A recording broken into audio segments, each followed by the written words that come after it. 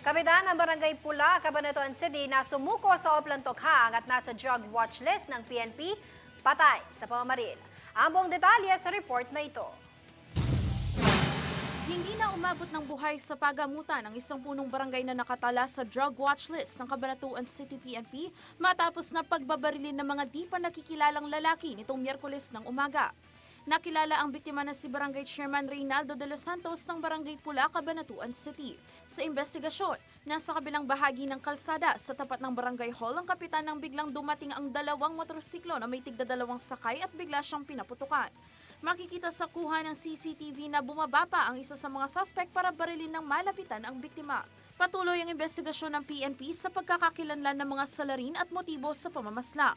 Ayon sa kagawad ng barangay na si Benigno Alfonso, mukha namang nagbabago na ang opisyal mula nang sumuko ito sa ilalim ng Oplan Tokhang. Kasama sa pagbabalita si Arman Galang ng Nueva Ecija. Ako si Iren Kembao para sa Metro Central Luzon News.